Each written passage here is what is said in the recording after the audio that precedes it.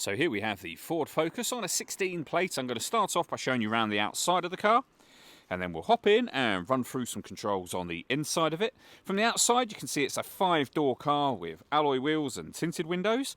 Let's start off inside the boot area first of all. As we approach the back of the car, you can see we have reversing sensors.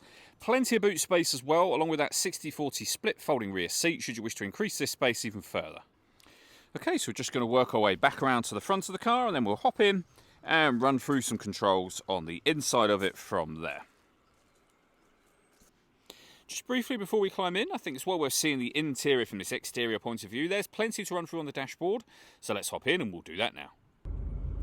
Okay, now that we're inside the car, we're going to start with the dials. Over on the left-hand side, we have the rev counter. We have the speedometer on the right-hand side. In the centre at the bottom, the fuel gauge and coolant temperature gauge. And above that, the main trip computer, which includes a digital readout for the speedometer, as you can see.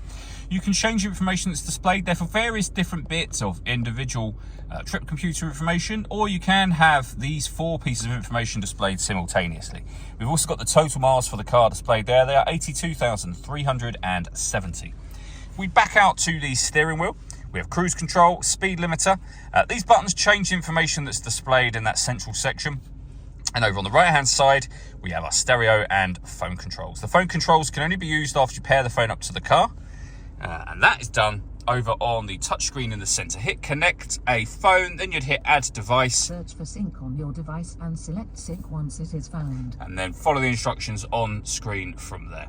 We have our audio options. There's plenty of ways you can listen to music. So AM, FM and DAB radio, CD player, USB input, and then Bluetooth audio, SD memory card input and auxiliary input as well. So as I say, loads of ways to listen to your music in this car. We can also access our dual zone climate control up here as well. We do have physical controls for those down below, and we'll get to that in just a moment.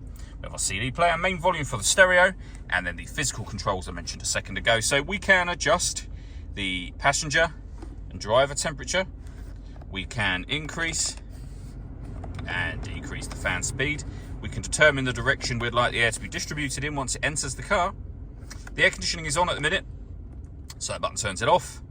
Back on again, or hit auto.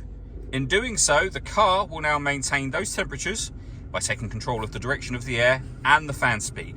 If you make any manual adjustment, be it direction of the air or fan speed, auto has turned itself off, as you can see.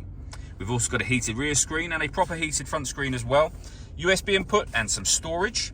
A 12-volt charging socket. This button turns off the stop and start. This car is designed to cut out when it's stationary in traffic to save you fuel. The system is off when that light shows. So it'll be on every time you start the car. It's for you to turn it off should you wish to.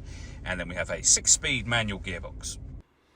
All that leaves me to say is thank you for taking the time to watch this video. If you'd like to come and see the car in person and have a test drive, please feel free to give us a call here at Surrey Specialist Cars. We'd love to hear from you soon.